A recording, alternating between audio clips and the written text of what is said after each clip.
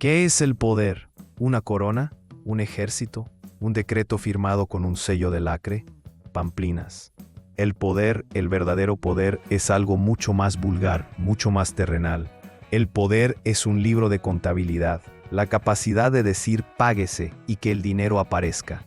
El resto es parafernalia, teatro para la galería. El dinero, como decían los viejos romanos, es el nervio de la guerra. Y la guerra, no nos engañemos, es la continuación de la política por otros medios. Y la política, al final, es la gestión de la ambición. Hoy vamos a hablar de un rey, Francisco I de Francia. Olvídense de la leyenda, del mecenas del Renacimiento, del galán con nariz prominente que nos pintan los manuales escolares.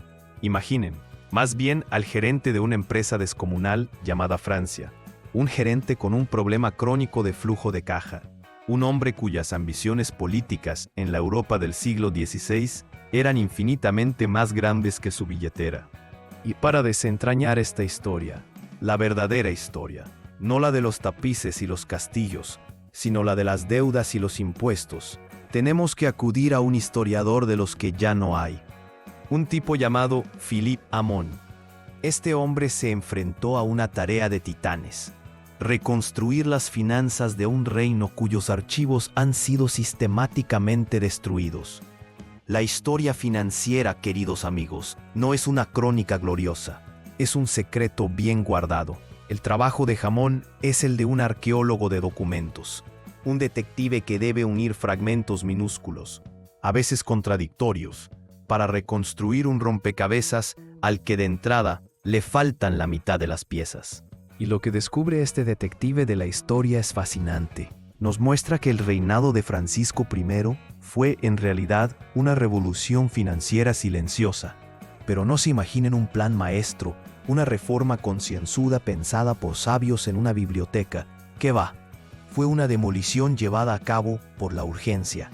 Francisco necesitaba dinero, lo necesitaba ya. Así que, sin pedir permiso, hizo saltar por los aires todo el sistema financiero que llevaba funcionando desde tiempos de Carlos VII. ¿Y qué hizo? Primero, centralizó. Creó una caja única, el llamado Tesoro del Ahorro, para tener todo el dinero bajo su control directo. Se acabaron los intermediarios, los grandes señores que manejaban las finanzas como si fueran su propio cortijo. Segundo, expandió la burocracia, extendiendo los tentáculos de su administración fiscal hasta el último rincón de las provincias.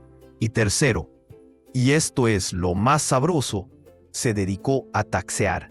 El texto original usa la palabra taxe, que en francés de la época tenía el doble sentido de imponer un tributo y en argot, clavar, extorsionar.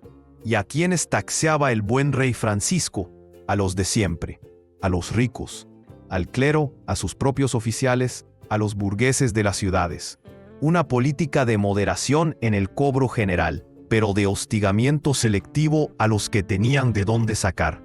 ¿Les suena de algo? Lo más brutal de todo este asunto es que este sistema, que cambiaría la faz de Francia para siempre, no fue un programa de gobierno. Fue una serie de improvisaciones desesperadas. Medidas de emergencia que, vistas en retrospectiva, acabaron formando un conjunto coherente. El Estado moderno no nació de la razón ilustrada, nació del pánico de un rey por pagar a sus mercenarios. ¿Y la gente? ¿Los millones de anónimos que sostenían todo este tinglado con su sudor? El libro de Hamon es dolorosamente honesto al respecto. En la historia oficial, los contribuyentes no existen. Son un murmullo, un fantasma. Su voz solo se escucha en el estallido de la revuelta, en el motín contra los impuestos. Pero bajo el reinado de Francisco hubo muy pocas. Un silencio que nos obliga a preguntar: ¿fue su carga fiscal realmente moderada? ¿O era el control del poder tan absoluto que nadie se atrevía ni a toser? Y claro, el rey no estaba solo. Tenía sus cómplices necesarios, los señores de las finanzas, los grandes oficiales que eran, a la vez, los pilares de la monarquía y sus principales prestamistas. Tipos que vivieron, según Hamon, una paradójica edad de oro. Ganaban fortunas, acumulaban un poder inmenso, pero vivían en la cuerda floja, sabiendo que el más mínimo error de cálculo, la más pequeña sospecha de deslealtad, podía llevarlos directamente del palacio al cadalso, como le ocurrió al famoso Semblanzay. Este viaje a las entrañas financieras del siglo XVI Nos enseña algo fundamental, que la historia que importa, la que de verdad mueve los hilos, no está en las crónicas de las batallas, sino en las anotaciones de los contables.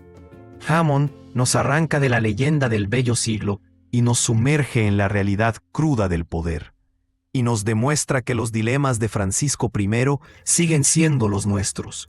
la ambición política, la necesidad de financiarla, El secreto de las cuentas públicas y la presión sobre el contribuyente. los caminos de la modernidad, Al parecer, siguen pavimentados con las mismas piedras. porque al final, la historia no la escriben los vencedores, la auditan.